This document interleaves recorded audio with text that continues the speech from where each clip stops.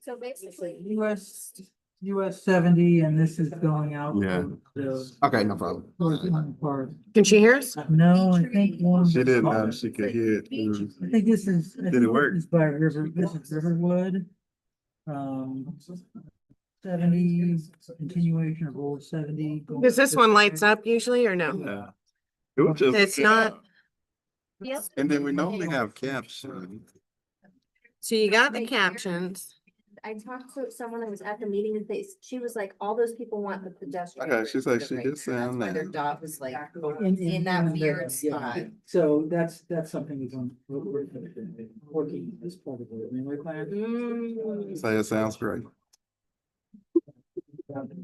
Okay. So you should have captions. Well, shouldn't that be lit up? This one doesn't look like it has the light on it. Well, it did a few minutes ago. Oh, she's calling again. Okay. And why here instead of like upgrading the. It's actually locked there. Test 1, 2, 3. I can't say for sure. Test 1, 2, 3. It's more weird. It's more in the Whitson area. Cause this guy has the bridge attack. Okay. Sure. So that's part of what we're looking at for the, Wow. it's somewhere in this area, Sounds this great. area here. This is where Raphael Rohan. This is a Yep. really cool. Or, yeah, they're not kind of writing there somewhere. I don't know if that's- yeah, probably- Yeah. Probably. The structure footprints, so. But it also might be that they're just put the dots there because this was so congested. Yeah. Like, where are you talking about? Like, right, They these were- dots? Oh, this is it, right? Well, it's all, it's from every meeting, every meeting. Yeah, Yeah. which is, have you marked these, like, is this, which? I did it. Number 30. Hey, is it working for you? They didn't mark them? Okay, we must do. that. Okay. I don't see the captions in a while. I normally see them at the bottom of the screen. That was- Click right there. The only thing, Right here. is that this was running. There you go. Okay. I'll say this. So now All right, and then you got the link that you need. All right, are we good? We don't want that many. No problem. Thank you. You all put together, so. Four. I know, but there's one. Yeah, but we were swapping out so the stickers didn't get too busy. We had the extra pages we were. Yeah, 2 to 3. I think we went from 2 to 3 on December 3rd. We went to Warren Wilson. We did one at Art Space. Okay. And then we did maybe. only just one. Only one sheet, okay. Yeah. There weren't that many people. Right. That's Okay. the only where you summarized it. This is summarized That's only for the summarized. sidewalk. And the width of the line. Oh,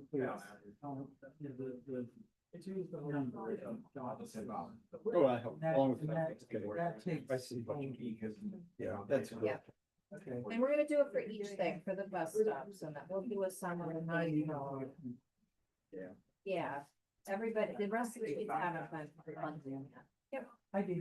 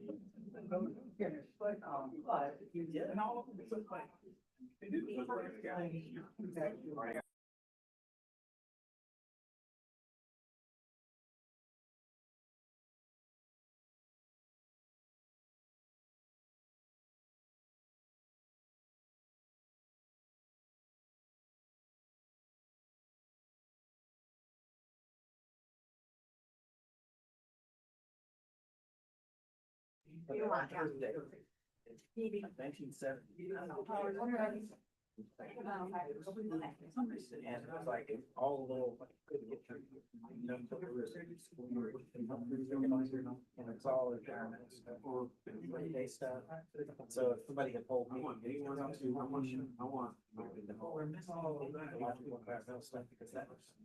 Maybe that. We good. Look at it now. Yeah, it don't have a light. Yeah. Cause it used to be that little white light, right? Only- I feel like it's a different, Right. it was lit up earlier. Yeah. Like it was a white light or microphone. And I picked it up. Cause we weren't hearing anything. Video game. Yeah, it had a light on. We're unmuted right now. Yeah, I'm sorry, yeah. Yeah, we on the right now.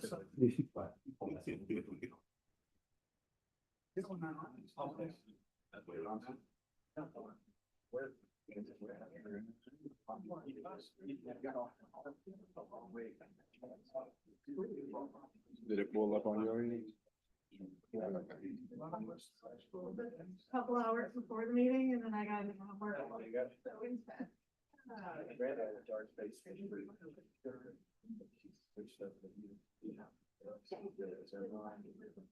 got to the point where.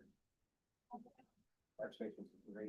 For some early years. Started by the camp. Started at 7:00. Yeah. Charm. And it's like, hey, this was great. But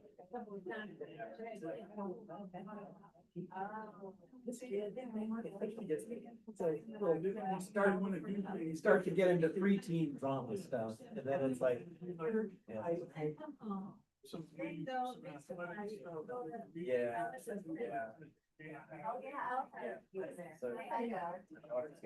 Right. At least the kids.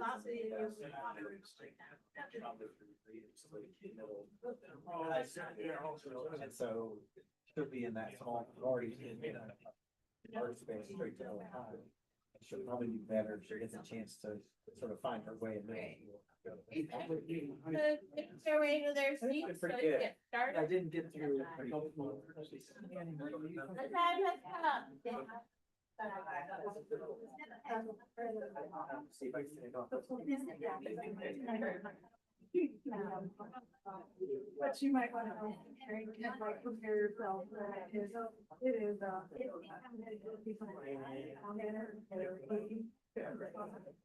a lot of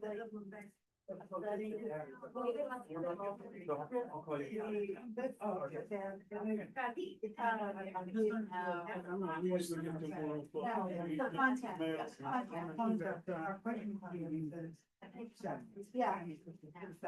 You're doing design workshop. I do see that.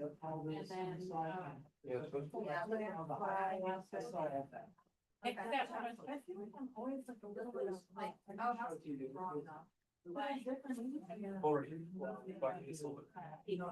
Yeah. It's pretty fun. You saw it. He was like, oh, no, but I saw her. Oh, no, and I really felt that I was like, you know, I worked with you like. She was like, it's icky. That's what I mean, the brothers and everything. Well, I mean,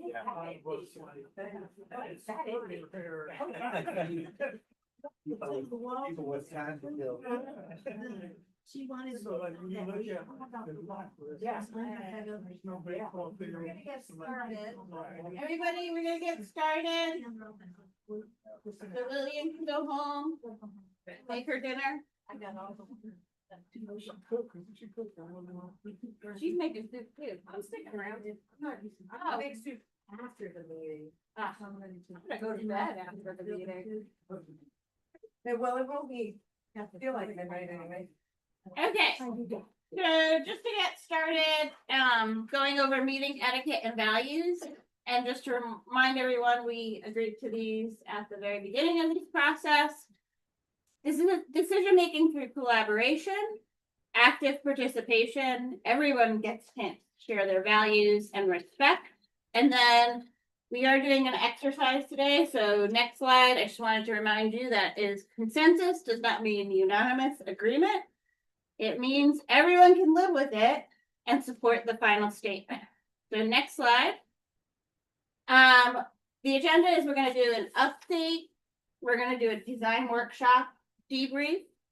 We're gonna work on policy issue identification, and then we're gonna set the 2026 meeting dates. So next slide. First, I will let William come up and update us on sidewalks. Yeah, I'm just gonna do it from here, if that's all right. Yeah. Go to the next slide, and then you can go backwards. So I wanted to apologize to y'all, because we sent out the press release last week with the great news of sidewalks being installed in Beacon Village, but we didn't give a chance to get this group the heads up on it, and that's my fault. I should have done that and gotten that to you first, so you could have seen the context of the grant award and the parameters under which we had to operate. So this $979,000 is from the North Carolina Department of Commerce, and it's small business infrastructure. So it can only be used in areas where small businesses exist, but the businesses cannot be responsible for the infrastructure that's being repaired through this grant.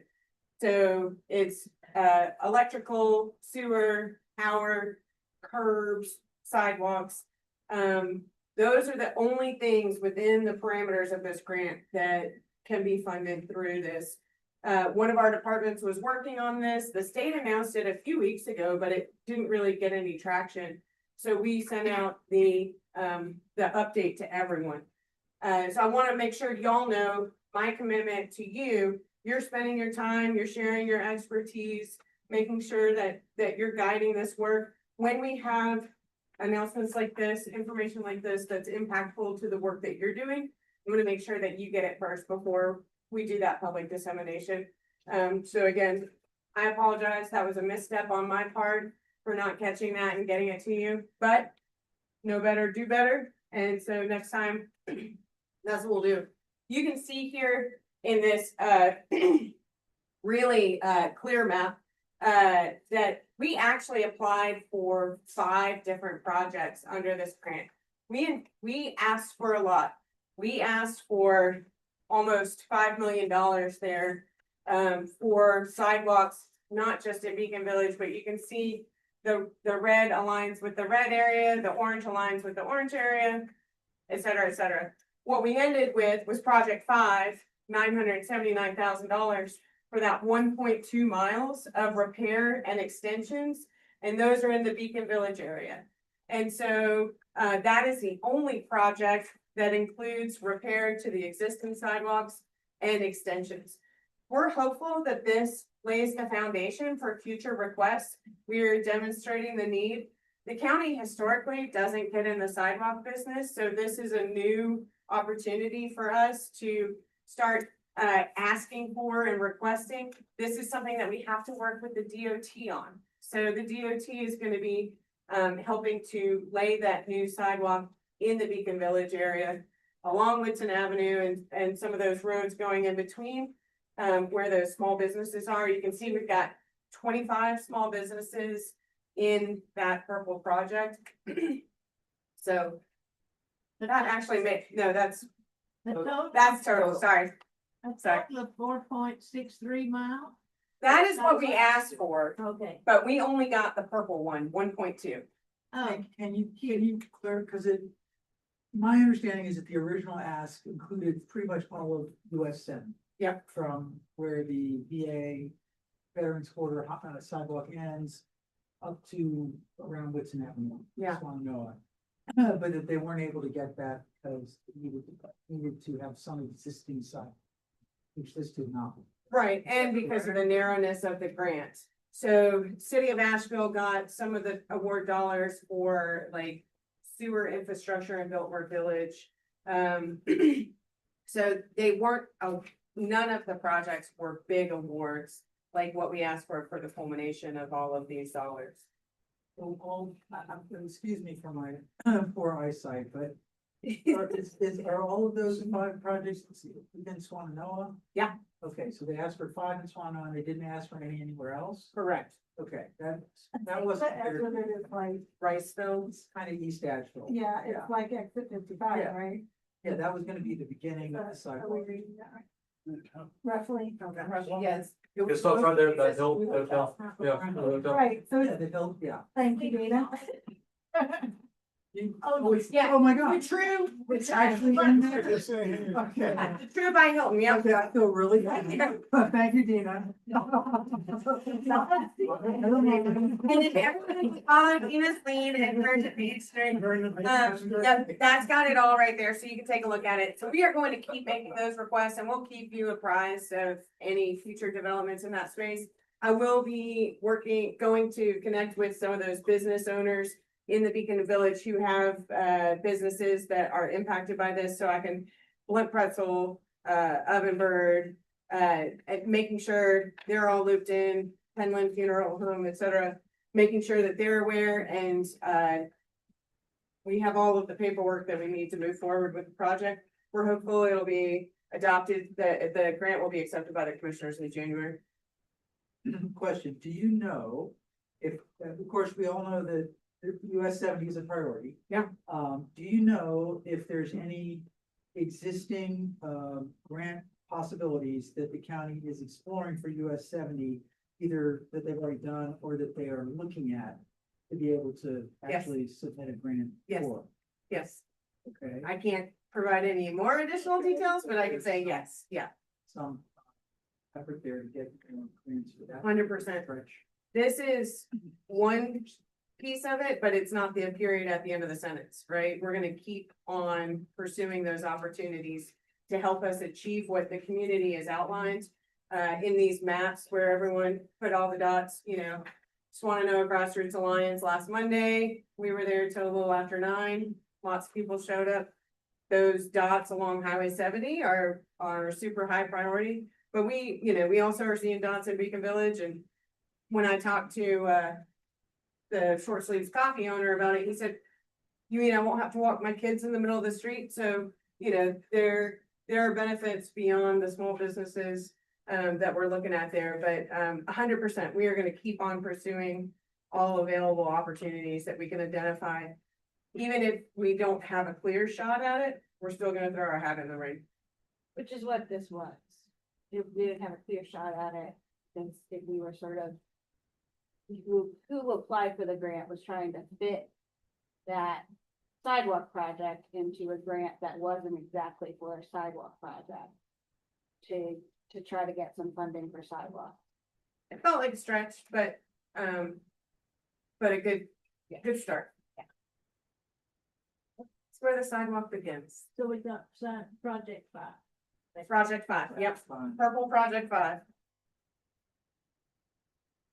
But like Beth and I had a phone call earlier, those housing communities right there where Ingalls used to be.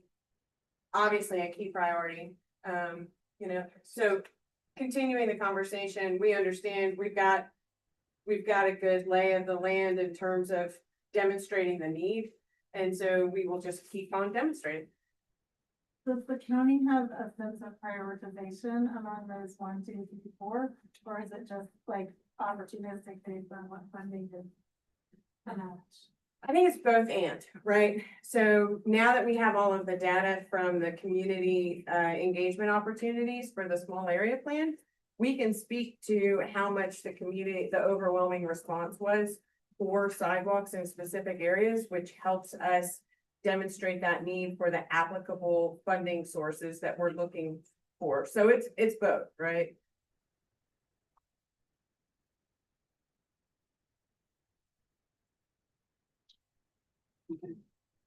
Go back a slide. So I just wanted to give you some updates on some other projects in Swannanoa. Ingalls has applied for permits. They're still under review. So once that gets approved, they will start to move forward with that project. I wanted to let you guys know, I have it on my phone. The Board of Adjustment approved 170 affordable housing units on US 70. It's called Beacon Ridge. It's near 1860 US 70 highway. So that's an approved completely affordable housing project that's gonna go in. And we have a woman a local community member who's wanting to open up a produce stand in Swannanoa. So she is coming in on Friday to apply for her permit. And so I wanted to let you guys know, so you can let your community members know, as this plan is going on, stuff is moving. And just keep you all updated. Okay? I was excited about this. Jillian said, you said it's Mr. Ledford's old shop, I'm but not sure if she said, don't quote me, it's either Mr. Ledford's old shop or it's a crop from Mr. Ledford's old shop. It's gonna be called Papa's Place. That's what she wants to call it.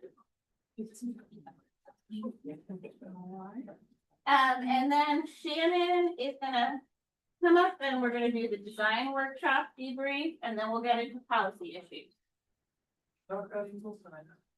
Ingles is currently in the process of being reviewed, so they've applied for their stormwater permit, their erosion control permit. They have their site plan permit, their zoning approval. Grocery store or the traffic? This is for the grocery store, for all of it. And they are currently in the process of making some revisions and get us some stuff to get approved. So we don't know when, first month. I will let you guys know when it's approved. But as of now, it's still in the review process. And we're expediting we'll expedite that produce stand, we're expediting needed infrastructure in Swannanoa for review.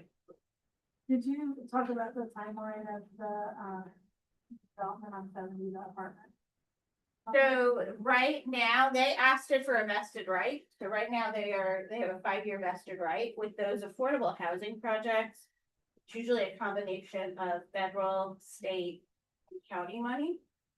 And so it takes them a while to get all their ducks in a row to get that funding and move forward. So I'd say that one, it'll take a while. But I just wanted to let you guys know that it was approved through our community oriented development option. And hundreds of units. Awesome. And they're a super experienced developer, so I think the financing. Yeah.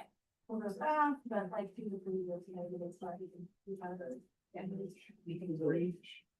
That's what building hurts about. Yeah.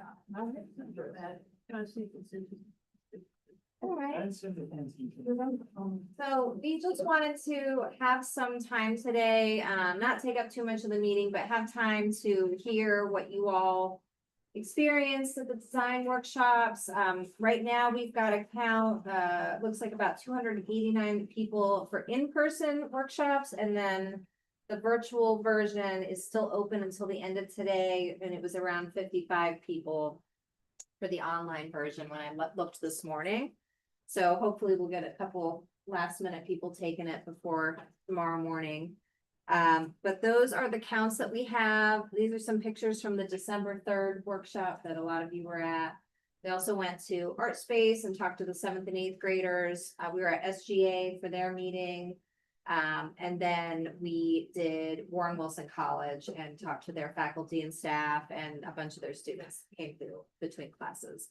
So that closes out the workshop portion, and staff, we've been plugging in the data. We're gonna be summarizing all of those stickers into maps that are a little bit easier to look at.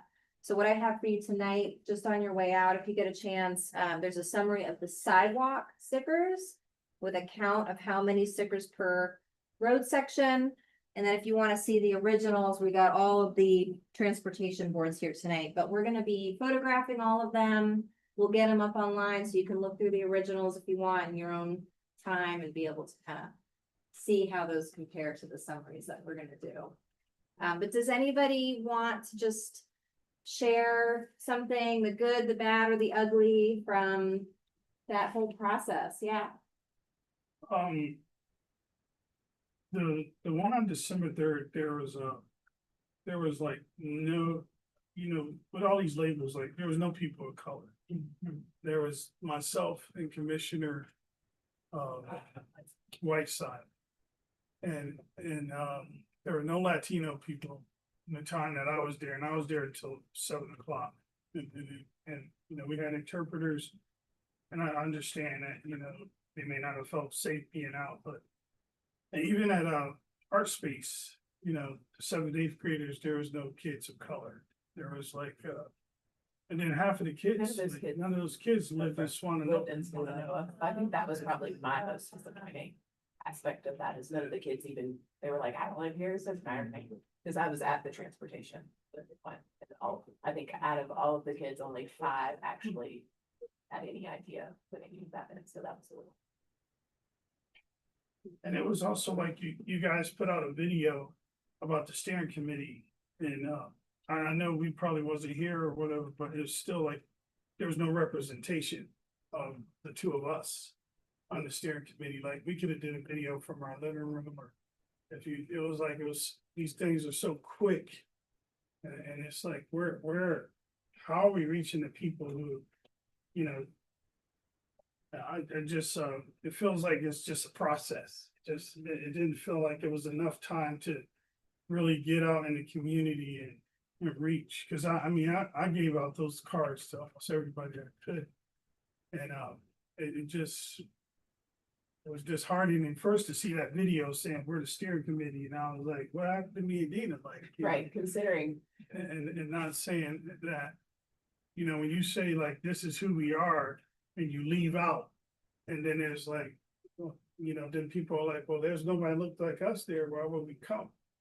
And it doesn't, it feels like it doesn't matter, you know, I know that doesn't, you know, I know this is the story, long story all the time about, you know, race and stuff like that, but I mean, if we're gonna really do some things, like, let's do it, let's really like do the demographic, reach out and, cause it feels like it's, you know, none of the Black churches here were, cause I talked to the pastors and there was like, nobody came to them, nobody, you know, came, put anything on the doors, and when I came to them, it was like, we don't know nothing about that, and then the time had passed. And it just a little disheartening to see that, once again, you know, certain voices aren't being heard or being seen. You know, in the Latino community, you know, to see those interpreters sitting there and nobody representing those people, it just, you know, there's a lot of Latino people in this community. That's my, not bad, but reality. Are there gonna be any more engagements to be able to address some of the concerns, or are the engagements pretty much done at this point? We don't have any more workshops scheduled. There's a lot more engagement planned into the new year, but it's more geared towards the policy and action steps of identifying what those should be. Jillian, do you have any thoughts about kind of this phase and the closeout of this phase? So this phase, we're gonna have to close it out. And one of the things we do when we close out a phase, as we talked about, or we look at the data to figure out who didn't show up or who didn't feel comfortable showing up and where do we need to target engagement. We did that between the first phase and this phase with the targeting. So if you guys are telling us that the African American community and the Hispanic community need to be targeted as the next phase, then we'll do that at the next phase. So, but this phase, in order to stay on the timeline, we have to close it out and so on. We keep us on. This overlaps with what Justice was saying, and that like want to support that when I walked into that room compared to like how I spend my days, like looking at like who walks in the door to the other day, and then walking into that room at the end of the day, it was like a dramatic difference. And everyone was missing who you already named, and also renters. Like, I think that, I don't know what, like, you can't look around the room and be like, who's a renter, who's a homeowner, but when I interacted with people at the tables, some of the people behind the tables assumed I was a homeowner and said things to me like, well, that's gonna increase your property value. And like, I looked around and I thought, well, I wonder how many renters are in this room. And I think like intentionally we have 3 low-income housing tax credit funded apartment buildings in Swannanoa, which are disproportionately people of color and 100% renters. And those would be places where it would be really great to be able to get community input. And I wish we could go back and do this Like, I feel like we did this at Jasper and East Haven and Villas with food. That would be one way we could get some input, and then at churches, it's a really good suggestion. And I think, yeah, it just brings up the question for me, like, can we ever slow the process down and say, we haven't heard from everybody yet? Right. Like, is that possible, or is this timeline so fixed that we can't try to get more input to make sure we're hearing from everyone in the community? I mean, we can ask management and the commissioners, but you have to realize that's why we have those feedback loops in the process. If we know we were missing specific areas of engagement in this window. So we will focus on that engagement in the next window. So we get their voices in the process. But not on this. But just on one small piece of it. But we will take, just like you guys came up with the vision statement, we brought it back out. So a perfect example of that is the policy map, right? So the community took a poll regarding where they thought Swannanoa was. You guys revised it into that Swannanoa highlight area and policy area. We then put it out to the public again. So part of the next phase of engagement will be the vision map. So each time we do something, we bring it back out to the public and check. Jillian, do you wanna, can you fast forward to the last slide with the dates on it? Maybe we can show what's coming next. So we're putting in all the stickers now. We're gonna get these summary maps. Ultimately, it's gonna become recommendations for prioritizing different policies and that future land use map. It's this last one, 17. Yeah. In February is when we would be bringing you that map. And then after your review of that is when it would be going out to the public for them to make changes or say, you missed this, or you got this wrong, or this needs to be adjusted. That's the way it's currently set up. So the end of February would be the closeout of the FLUM review, but that's not the finalization of it. This would have another review during the public hearings in August. But kind of going through the drafts and making lots and lots of little changes, that would be all the way through the end of February. So it's like in March, when we bring out the policy actions to March 16th was the, public. oh, that would be after, I think that's in April, yeah. So April, we bring the vision map and then the policies and actions to the public, right? Those are all steering committee meetings. Yeah, but I'm trying to show you how the public input fits in. So the public makes comments on those. We adjust based on that input. And then in June, when does the public draft review the plan? That's closer to May, that would be June, yeah, May, June. June. So in June, so we have that in June, the full draft of the plan goes out to the public. So at each step, they have a chance to review what the step was before. And the end point of all this is adoption by the commission, and what's this time, that August? Or September? It's currently scheduled for August. I mean, it could go into September. I guess when this process was initiated, what was the basis for August being the adoption point? What makes that important? This process is a little bit longer than what you would want to see in a small area process. You typically want it to last about a year to be able to get through all of the different engagement phases and being able to have enough time for data analysis. But because we are talking about more of the resilience issues and because of how much damage happened in Swannanoa, we wanted to give a lot more time. So that's why we pushed it So we started in January, we had the kickoff in July, and we wanted to push it out as far as we could without, you know, delaying other small area plans that need to happen, so. Sure. Yeah. I guess just speaking for myself is one of the things, and I talked to my wife about this a little bit during the mission statement.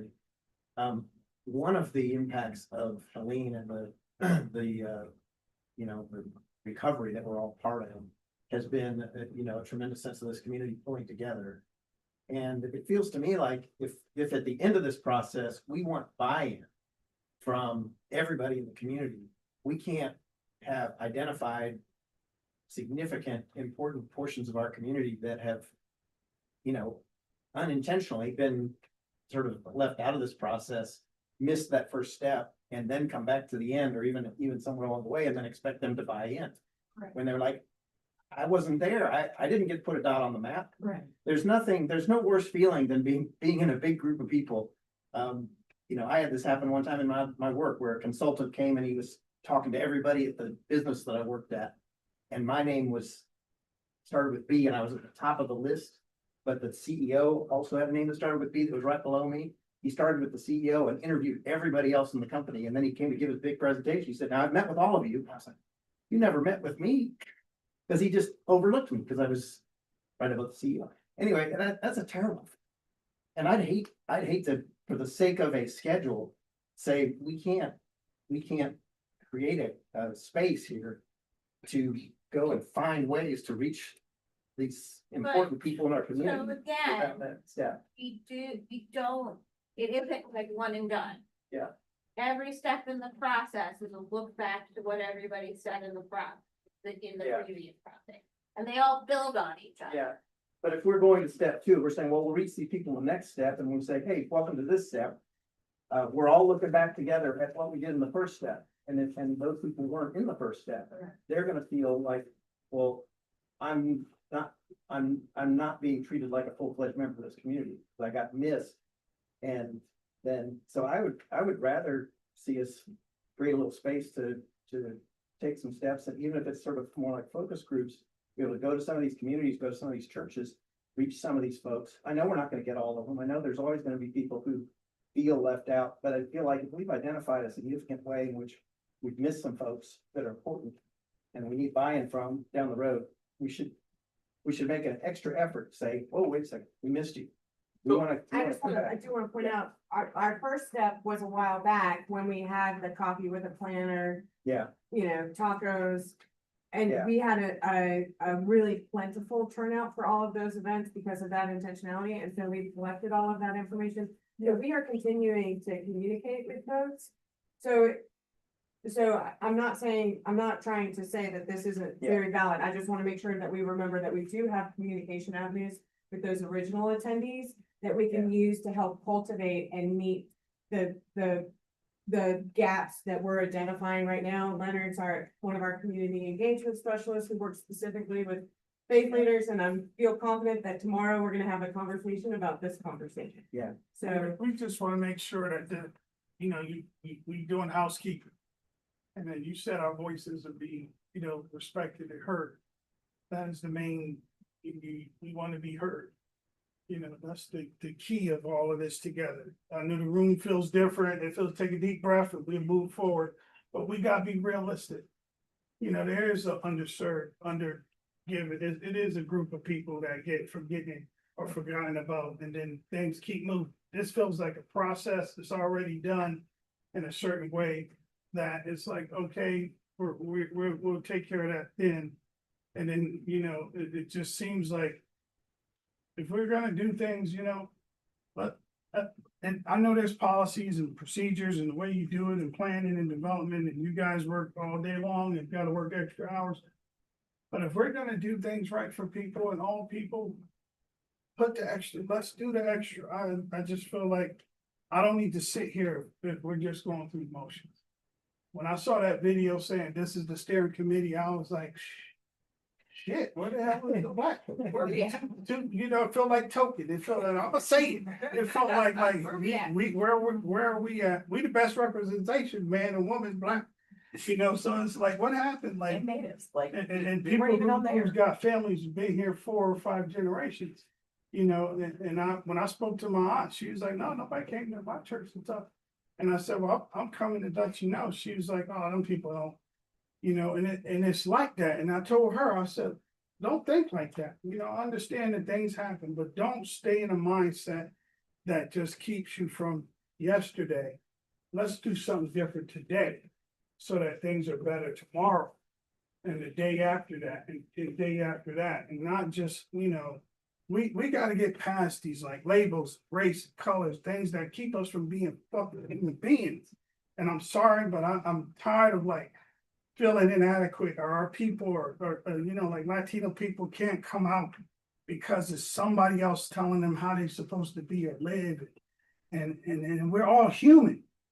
We all gonna hit that dirt the same. You're either gonna be in the urn or in a box, or you're gonna be somewhere the animals will get to you. But at the end of the day, while we're here, we should do something way better than it's been done in the past or yesterday, and do something better for the future. That's just my piece. That's our housekeeping, and I appreciate y'all listening. So let staff go back and look at the timeline and talk to management and talk with Kate. We'll see what we can do. If the strong feeling in the steering committee is we need to do direct outreach to the Hispanic community and the Black community, then we can discuss that and see how it will affect the timeline. Like 30 people within this. Yeah. How are people known? How did y'all let people know about? So we take a multi-level approach to make sure that we are trying to reach people where they are. So all of the individuals who participated in our earlier processes, we have an email newsletter that we sent to them. I still see the sign up at the corner of Woodson Avenue. The banner there was one over in front of the EMS station that's under construction. So some hard copy approaches, we distributed flyers throughout business community in Beacon Village and around Swannanoa. Leonard has a big list of places where he went to distribute those. We also, before our emergency alert system went down, we used our text messaging platform to let people know about it. Press releases, we had multiple media stories. Leonard, where else? Then we also, with the faith leaders, we do have a listserv that we push out information through the listserv. We also, just like you say, with the social media, that's another aspect. That's just a component of the larger kind of communication plan and outreach to people. And we put paid dollars behind the social media to try to reach people in specific geography areas so that we can get to them around the barriers that the social media folks put up for us. And so going with that question, are we sure that these people would even want to come? there's also that. Do they not care? You know, I mean, I get the social media post by the steering committee. I get that. Maybe these people just, they don't want to have their input. No, they don't care. Well, I'm just curious if that's. let's clarify, we do different types of input, because some people don't feel comfortable for those things. That's why we do so many different types of input and different ways to engage people. So we try to meet people where they are. Remove barriers, that's why we Remove provide barriers. food, and my truck still smells like pizza. Yeah, so trying to make sure that we're removing those barriers, you know, obviously like the fans newsletter is, we always make sure we have content there. Next door, we do have our engagement specialists who focus in grassroots engagement, and so we brought on a new bilingual outreach specialist who was there. And she had given us the heads up before this. She was at a different meeting, and it was a similar instance, and it was solely for the Hispanic community, but no one came out because of that psychological safety. So that's why that digital piece, you know. Like it was like a direct overlay with the Immigration Enforcement Week and just to make it harder. Yeah. And Beth's folks at Swannanoa Communities Together do a really great job of amplifying it. I saw Beth pushing it out and sharing it and trying, because they're a trusted partner, so that's critical. But What we still didn't get. Yeah, I mean, I guess what I wonder is, and I know there's a couple people waiting to speak. If this group of people, as the people who were appointed by the commissioners to represent Swannanoa in this process, can agree that, like, so far we don't have the representation we need for our community to really represent who lives in our community. Can staff ask for the process to be extended, and can some of us who have ideas about how you could reach more people to have better representation, help design, like, come back? Cause I know we had some of these conversations months ago about, like, how can we get people to come out in the pizza and tacos phase? But like, I think it obviously needs some more attention and time, and I know we have other stuff to talk about, but like, could we intentionally spend some time working on that with folks who live in the community, who know where to go, who to talk to? Because I don't think, like, everybody wants a voice in what their future looks like. Like, it's not about, like, some people don't want to participate, it's about what the format is, the timing, like, people's perceptions of what's gonna happen and what actually does happen. Like, does it feel accessible? Like, I think there's all kinds of things going on, but there's also just, like, I think I'm hearing specific ideas of ways that, places that we could go, that we haven't gone yet. And I'd be happy to be involved in that conversation. Sorry, Dee, I'm a good lady. One thing that I know from having been on the steering committee for the comprehensive plan is that, because I got copies of the poll that everybody's supposed to fill out. I had like a couple of hundred of them, you know, and I stood out in front of the hardware store.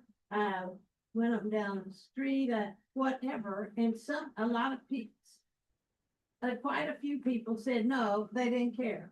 Okay, so there's those people, they don't care. But, and some people, like, we gave them out at Mr. Ledford's store, and you can bring them back to the store.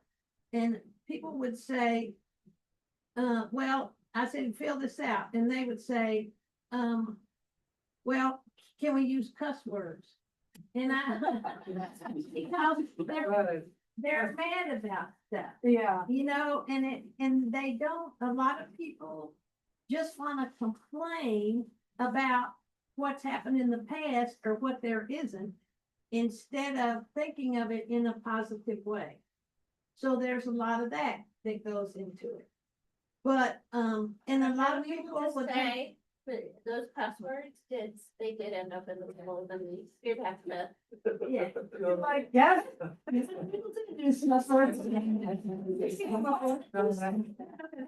Night at the grassroots meeting where we did the thing with the stickers, a lady was there, and that's what she wanted to do. She was mad about everything. She didn't think any of it was worth nothing, and she put her stickers where whatever, you know. Yeah. And so But she came. But she did. she came.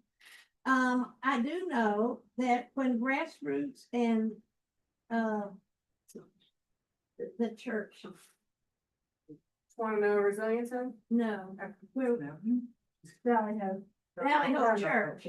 We had a thing, and we had a resiliency thing where people could come and see who could help them with whatever. And Valley Hope Church was downstairs in the church giving out free clothes, blankets, whatever that they had. And that night, it was a whole lot of the Hispanic community was at it. And the other thing is that if we want to get everybody, like just this comments about the vision goal, the vision statement. I've already once, I've gone down to the Blessing Barn on the day that they're giving out stuff, and the people are lined up, and I just go up and down the line and ask them. And I have paper copies in English, in Spanish, and I have cards if they can do the thingy with the QR code. And one of the things that I try to be real careful about is to say, on one side of the card is English and on the other side is Spanish. And not say on one side is English and on the back is Spanish. Spanish doesn't go on the back, it goes on the other side. So you can say Spanish and English, but you don't say, but I try to be real careful not to say on the back. And everybody in the line was willing to either take a paper one or take one of these or get out their phone, take a picture of the QR code. And I think that's how we have to do it. I'm gonna go up and down the road on Live Cove Road but some people just won't. And you can't get around it. But I think we have to hunt the people, if we want everybody's opinion, if we want as many people as who will contribute their ideas and and their feelings and their ideas, we're going to have to go and find them. Yeah. Carol? Yeah, so, this is all like really important stuff to be talking about. And we do face the challenge that's always the challenge of actually getting people to come, to something like that. The people who tend to come to meetings like that, there's a certain type of people that come to those meetings and they tend to share sometimes similar viewpoints. And it's hard to get communities that don't want to participate in that and to come out. What I do want to say is, though, I think we as a group, can be more proactive about this earlier in the process. So we knew for a long time that there was going to be community engagement sessions in December and so forth. And so I think just looking forward, if we can try in the future to not wait until after it's already happened, we're at the next day, say, wait a minute, we didn't get those people. But all these good ideas about going to churches and going out to the affordable housing communities and so forth, let's bring those things up and focus on them earlier in the process so that we can bake it in and have done this, so that we get to this point today, we will have gotten some of that input. So I know we can't do that now, but I'm just saying for next phases, just try to make sure that we're putting it all into what the county is, what we're telling the county and advising. We're on this thing. We can do it for this thing. We're still. Yeah, in for this the next stage, I'm saying we can't go back. But we're But- still, what Evie was talking about is the vision poll is still open. Yes, we can, Still- and are we collecting demographic data? Yeah. on- Some people are Some not people don't. telling, Yeah. but it's, Yeah. We don't really know. If they access it using the Spanish link, we do know, right, because we've got it on the back end. you can tell about language. So as a follow-up, we'll talk about it as staff and see what we can do with that schedule. We'll get back to you guys with copies of all of these documents. We'll come up with a plan. We'll see how far we can go and for how long to be able to take some of these suggestions and see if we can get out the community a little bit better. And in the earlier stages, we did go and set up a tent in Tanglewood and on Allen Campos. And didn't have a whole lot of success with people wanting to stop and talk to us, but we'll be back. Just trying to create those relationships and make sure that, we're accessible in the conversation.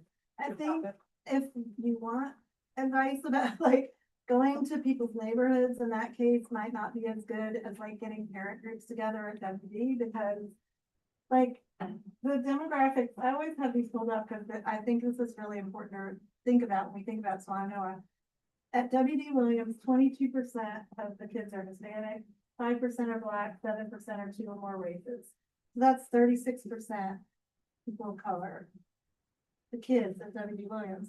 So they have they're a dual language school. There's lots of Spanish speakers there. Like the schools are a safe place compared to having somebody who you don't know knock on your door or ask you to come out of your house. We partnered with Asheville, Yeah, that got the kids, but it didn't get to the but we parents, sent right? postcards. Every child has a people that's not a postcard home and at home. I'm just wondering about actually doing a workshop with food and, having parents have a chance to come together and like Judy said, like, get something that they need. I mean, in November, like, I'm not trying to like take up space, but November and December, some of the things that have happened are major immigration enforcement in our state that was very high profile. Interruption of EBT, which caused people to have to worry about whether they could buy groceries. We had 3 times as many actual eviction papers walk into SCT in November than we've had any other month in 2025 because of the SNAP crisis and because of the immigration enforcement, because people were having to choose between safety and going to work, or between paying their rent and paying for groceries. And so that had an impact on whether people wanted to participate in something like this. And I think if you go where people are and offer things that people need, and that's what I mean about us being able to co-design, I think that we could help reach more people if we had more time. And if this group's community expertise were used to help do that. And I think the parents at WD were one place you could go.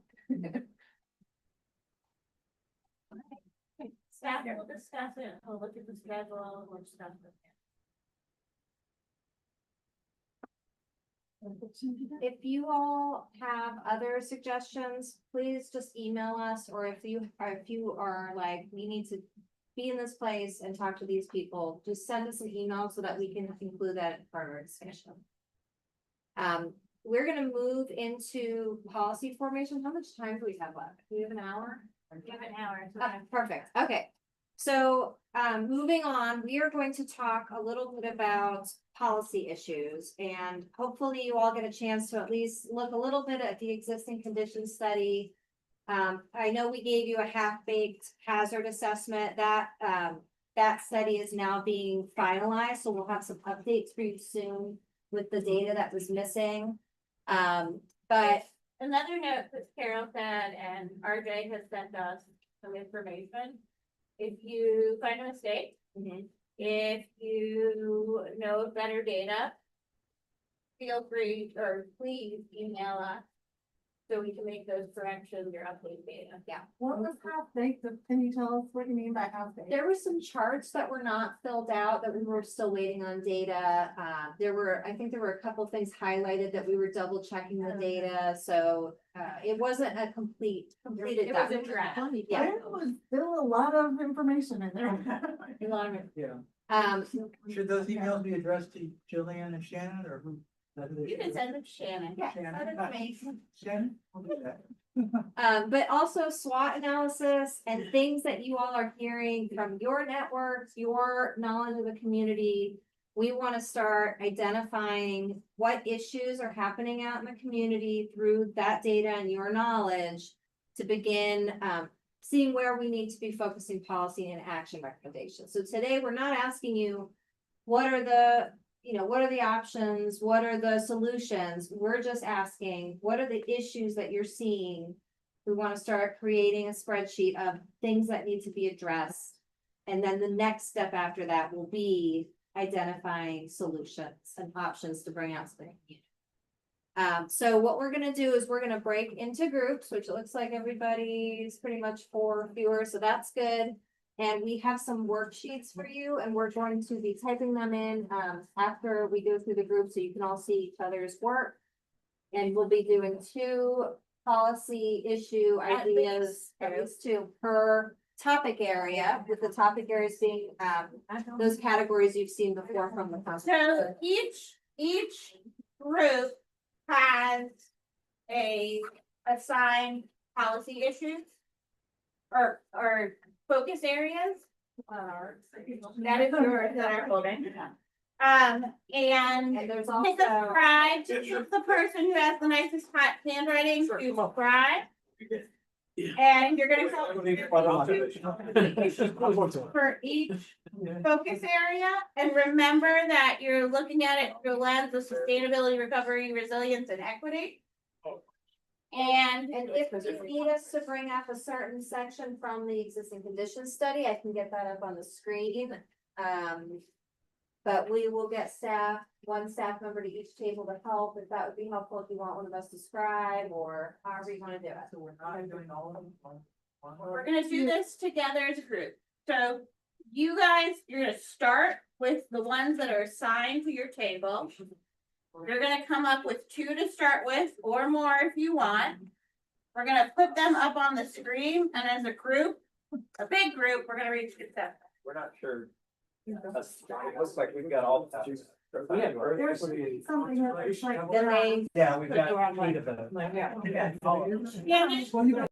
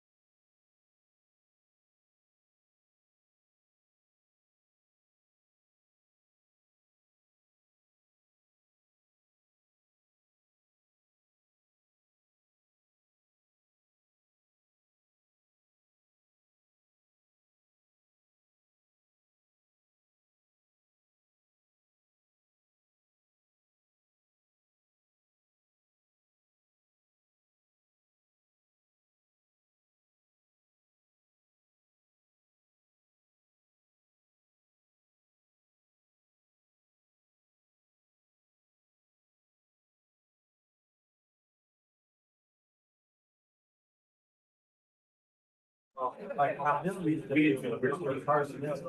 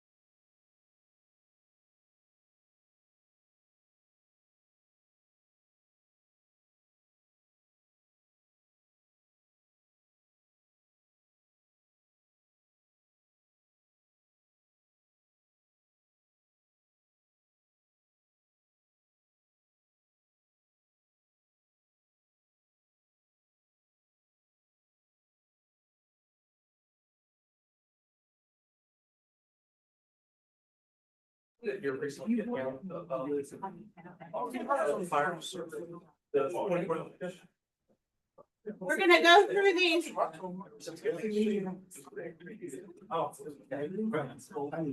gonna go through these one by one, and we're gonna go really fast. We're running out of time. And I did change some of them. You guys have lots of really good policy ideas. But we're thinking about big policy issues that need to be addressed by the plan. So does that make sense to everyone? No. Yeah. really. No. We'll figure it out. We'll get. So. Let me give you an example. Lack of affordable housing in Swannanoa is the problem.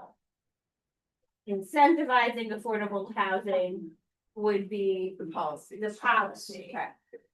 Lack of pedestrian infrastructure is a problem. Prioritizing sidewalks along 70 is a policy. Okay? Got it. So first, I'm gonna read through it. I'm gonna ask if anyone wants to make an additional one or change the ones that are up there. And then we're gonna do thumbs.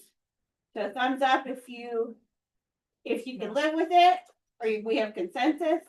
Thumbs sideways if there's something that's keeping you from giving your thumbs up, and thumbs down if you absolutely hate it and has to be changed. Okay, so growth, equity, and conservation, and this is confusing. Growth, equity, and conservation refers to land use. It is what our land use plan map is called in the comprehensive plan. And it's growth, equity, and conservation because we look at our land use from a lens of equity. And then we have growth areas and conservation areas. So this is land use. So address land use developments coastally and along US 70. Address growth as Swannanoa grows. Keeping in mind that more visitors and tourists will come to the area. So Can we also note that more customers could come to the area?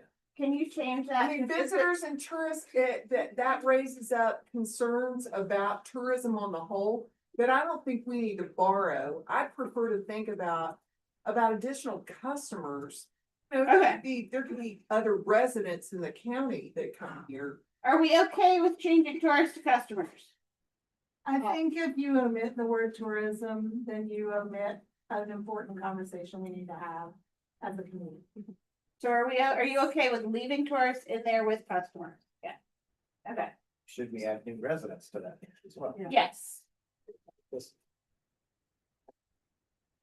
Is this bucket the bucket that any housing policy needs to go in? Yes. Except for policy related to like hazards and roads and buildings. Mhm. This is so do you have a suggestion for another policy? Or for another policy problem? Well, are we writing the problem? We're writing the problem. We're writing the problem down. Okay, then how to incentivize dense affordable housing on 70, along 70? And more broadly, how to incentivize affordable housing and prioritize buildable land for housing. So the problem is affordable housing. Yes.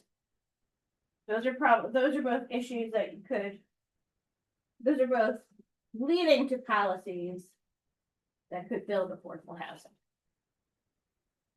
So can you change that to the affordable housing?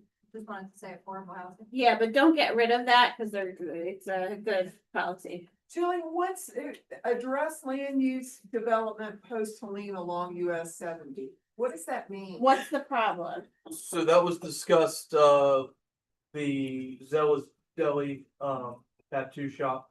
What's the plan for that? Obviously, tear those buildings down. Is the county gonna allow something to happen back to that area? Is it gonna have to become a grassy field? What's the plan? The problem is, what's gonna happen to those buildings once they tear them down? So that's like really specifically flood damaged properties along, because when I was thinking of 70, I was thinking of other parts of 70 that were not affected. No, So that, you're yeah, talking just about from the flood post damage. stuff.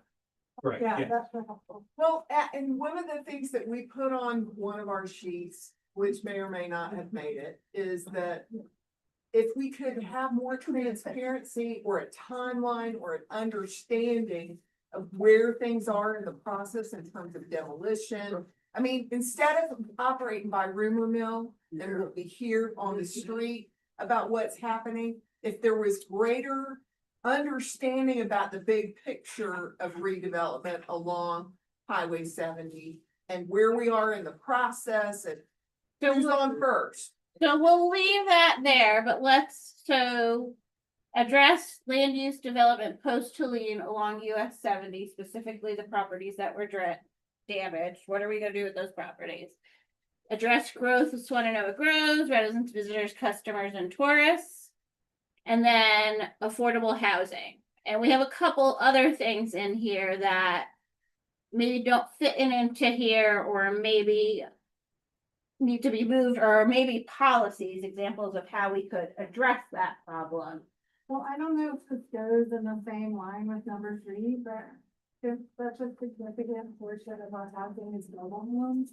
And since there are some existing policies in Lebanon County that affect mobile homes, like the one that doesn't allow single wives in certain zoning designations. That's a policy. Right, so, That addresses affordable housing. but is it appropriate to specifically name mobile homes? So we can, again, you guys have lots of great policy ideas. Those are later. So Shannon, just write down mobile home. Is this one here, land use, where you would talk about, problem of there being too much in the way of the water, in the waterway, so regulations of what can be built and how it can be built in the floodways, and how do we control, businesses that may have lots of stuff that they store, outside their Same. buildings, like pipes and I know that's a policy, but the problem is there's too much. So, That was kind of our thought process of that first So- issue, is addressing that too. Okay, cause I thought we were talking, as long as it's under their, number one could be both, dealing with what's already there and how are we gonna manage the destroyed properties and what's gonna happen with those properties, but the larger question of how to address development and buildings and stuff that's in the floodplain that's gonna end up. so the problem really is address land use development in flood prone areas. That's the problem. All the floodplain. Address growth in Swannanoa grows, residents, visitors, customers, and tourists. And then affordable housing with maybe mobile homes in parentheses, that's an important component of affordable housing. So those are our 3 growth, equity, and conservation policy problems. Something else I'd like to, and I've kind of thought about this too, is like, as we build these new houses or townhomes or apartments, for like working class people. Hopefully, I mean, I don't really honestly know how that would ever really happen, but let's say they do find a way to build homes or townhomes that 2 people who work at Ingles Warehouse can afford. How can we prevent a wealthy person buying that and turning it into an Airbnb? Right. Again, we are going way deep into policies and actions. Right. So it's a good policy, just like protecting naturally occurring affordable housing, like mobile homes is a good policy. Expanding where mobile homes are allowed is a good policy. So we will keep note of all these policies. But we're thinking high level, what are the main policy problems we need to address? I'm going up the slope, addressing future development in landslide prone areas. Was the steep slope development regulations cover that, or is there something to go beyond that in terms of policies? Let me see, there we go. So we are going, and you guys are moving into environment and hazards. So, yeah, and we're never gonna get all through all these if we don't speed it up. So everybody okay with those 3 main policy problems? And we're thinking policy problem. Which one is the third one? Address land use development in floodplain areas, address growth as Swannanoa grows, and lack of affordable housing. Lack of affordable housing and protections for existing affordable housing. That's the policy. Okay, so next one, Shannon. So transportation and connectivity, we have multimodal safety, cars and pedestrian, and then public transportations specifically for underserved communities. Do we have any policy problems to add today? I mean, fairly.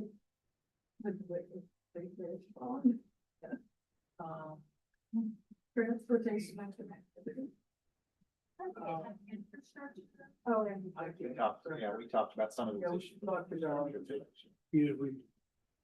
connecting the two sides of the communities with a pedestrian and access across the river, but also the problems caused by the fact that the lithium avenue bridge is not high enough. And all the damage that caused in this storm. But I think that's definitely more structure. It's also So a connected problem to can the- sort of fit in two categories. And what happens in that case is you might address it partially in one bucket and partially in another bucket, or it might be addressed all in one bucket. You sort of, sometimes, this is the thing with planning, sometimes planning problems cross a bunch of different areas. Is connectivity across like the two sides of 70? Should that also be on here? So that would be multimodal safety. That's Vegemite, okay. The It's one of the connectivity multimodal between the safety. Vegemite. Yeah, it's safety and connectivity. Yeah. Have bikes in there too. It's not just cars and pedestrians. Yeah, multimodal. Yeah. Cars and pedestrians were just. But multimodal safety and connectivity. Yeah, I think It's not just safety, So you wanna add connectivity? yes. Okay. Everybody good with those three, or do we need to add more? Okay. Next one, farms, forests, and environmental conservation. People building on farmland, not enough land with agricultural uses, not enough conservation easements in Swannanoas. Farmers are not, that should be not supported economically, and smaller farms are overlooked for their benefit. I think the thing about smaller farms is very. Yes, It's certain wrong. certain tax, it's for tax benefits, so certain tax benefits are available. And they don't, Farmland at 20 acres. or more. yeah, and they They bump it don't, up. smaller farms don't, qualify for some program. We We're talking about also- expanding that, and that's a specific policy thing, but it's basically incentivizing and supporting smaller farms by extending some of the benefits to them that are only given to bigger farms. And also farms are exempted from some rules about things like where you can stick an Airbnb. And so that means that if, this is what we would not put on our table, but if you're a farm, that you might be exempted from, if you're a farm, even if your farm is just a wee farm, you can stick the Airbnb wherever you want. Is that a fair summary of what we? So it has to have you have to prove that it is related to the agricultural use. But we do in North Carolina have a very broad exemption for farm, like exemption from zoning requirements. And then there's a section for agritourism, which is where they are being. It's the agritourism part of it. Yeah. But then again, that's a state regulation. So it's very hard to change. With that, the smaller farms, I'd also add in smaller landowners because, with the timberland, you can get that same present use valuation tax break, but you have to own, 25 continuous acres in one block. So I mean, let's say someone owns 15 acres, but they can't afford the taxes on their property. Well, they can't get that PUV tax easement, Yeah. and so they might sell that 15 acres to a developer. And I've seen this because people come to the Forest Service for land management plans. They'll have 30 acres, but they don't have 125 continuous block. It'll be broken up or parcelized, and it doesn't qualify, but they'll still have 30 acres, but not in one chunk. Shannon, what time is it? 26. Okay, all right, next one. They brought up the. So economic development, education and jobs. Permitting process, improved permitting process, so it's faster. Targeted job training in growth areas such as outdoor recreation. Speed of demolition of damaged buildings and infrastructure. And transparency on timeline of recovery. That first one seems like a policy solution and not like a problem to be solved. So what's the, you're sort of right, okay, what's the problem? Be like, Permitting Too slowdown, long. permitting slowdown.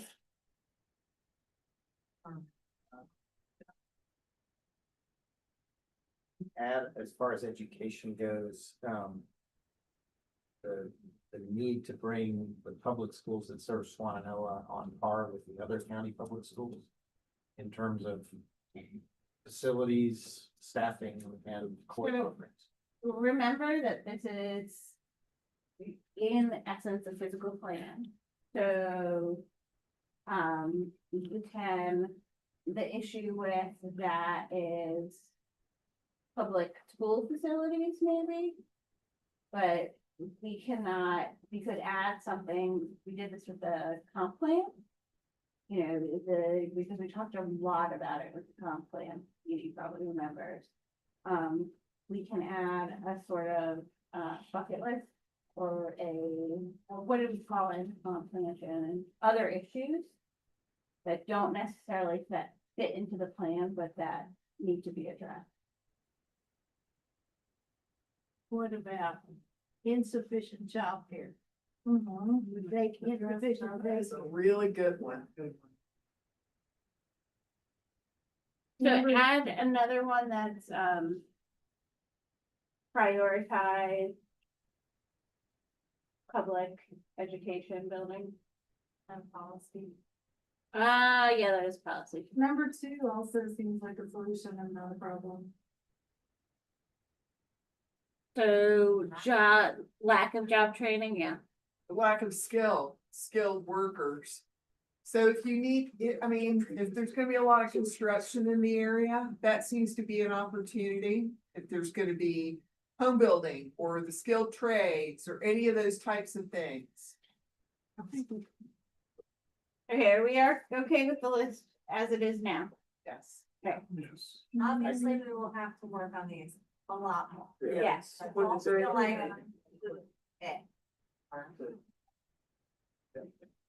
Okay, next one.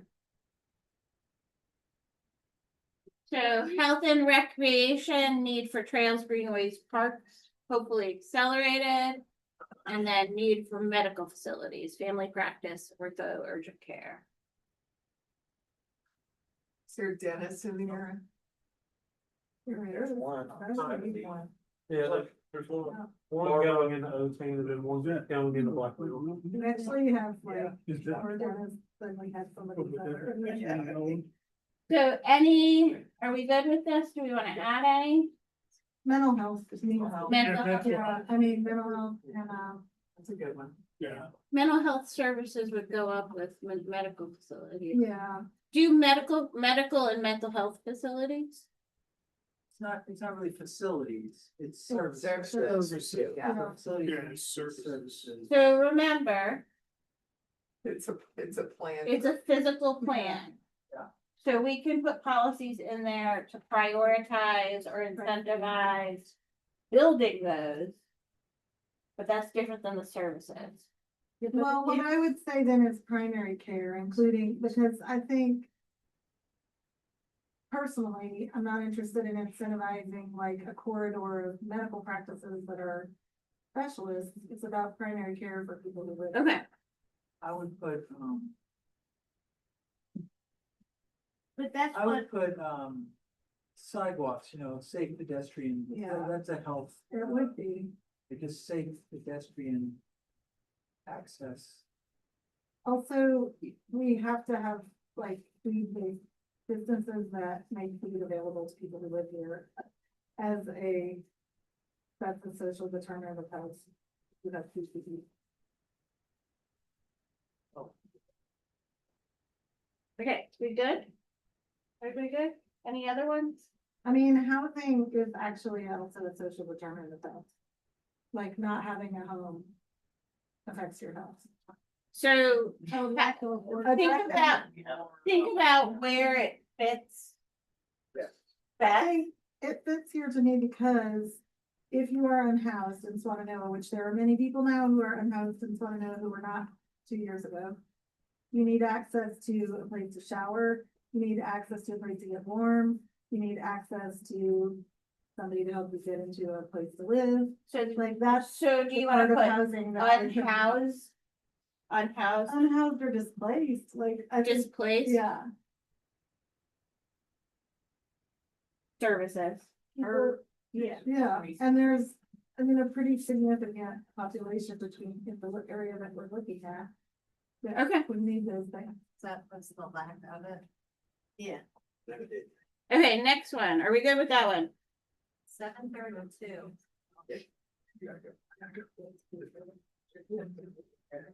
Okay, so for hazards and resilience, Scheduling. Billy, we are a couple minutes over, just so you know. I know. Landslides threaten structures and people. People are cut off during disasters due to road connectivity issues. Development is allowed in the 100-year floodplain and toxic materials are allowed in the floodplain. And not enough housing in areas that are not prone to flood and landslide. Are we good with that? How about, wildfire? Yeah, Wildfires? Risk of wildfires? Yeah. this was our group, and I think we actually talked about how in number 3, it wasn't just the 100-year, it was beyond the 100-year because of the risk of the fact that Swannanoa is very high risk for floods, and that it's probably gonna flood more than. So you wanna do 500-year and a 100-year? I mean, I would think we need to look at. This, you know, looking at. You could just say flood Yeah. prone areas. Yeah. And it wasn't just toxic materials we were talking about, we were talking about. Everything. Materials that basically end up in the river. Right. And then end up jammed up against Whitson Avenue Bridge, so all the water is forced out into the surrounding. Or blasting through black. Or blasting through black woods and knocking houses off their foundations, yeah. Okay, were we good with this one? Everybody? Yeah. Okay, next one. Infrastructure and energy. Infrastructure needs to accommodate for community needs and growth. Infrastructure needs to be more resilient to disasters, and Whitson Bridge is unsafe for pedestrians. And also a flood hazard risk, like a, make floods more. Whitson Bridge is a dam in the making. Yes. So, The infrastructure needs to be more resilient to disasters, does that include things like having emergency power stations and wells that have solar? Does that all fall under systems? Warning. And also lack of, this comes under. yeah, I'd say Lack of, what everybody's referring to as resilience options, you know, places within the community where people can go and find redundant services that benefit storm, where they can find as secondary power sources and internet access and so forth. Okay, number 1 on that one, that was our table we were discussing. Number 1 was sort of about having to balance the meeting of immediate needs, like the Whitson Bridge being an example. We all needed it opened, so they fixed it. But it's not right now what it needs to be long term. And so it's that question of how do you balance that need to get certain things up and running now with the need to actually do things, make it better, do things that will serve well for the next 20 years and not just to be convenient. is that good? Has she changed it? Yeah. Are we all good? Yeah. All right, we will work on this. I'm sorry, can I raise one thing that I Yeah. don't think I saw specifically called out, correct me if I'm wrong.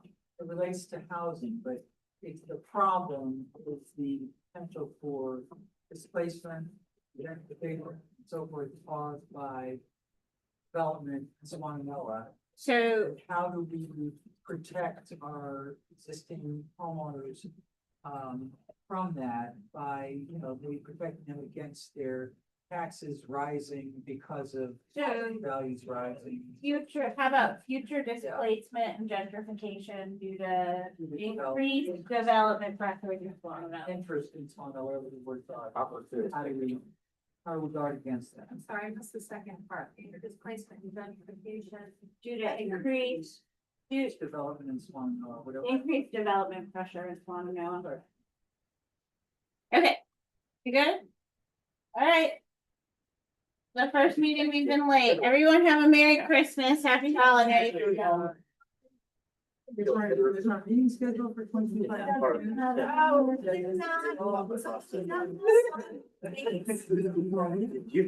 We will send out an email with those dates, ask you all if there are major conflicts, but at the moment, those are the dates that we looked at that are within our timeline, we have a little bit of wiggle room. So we'll ask you all follow-up email. Yeah, time would not change.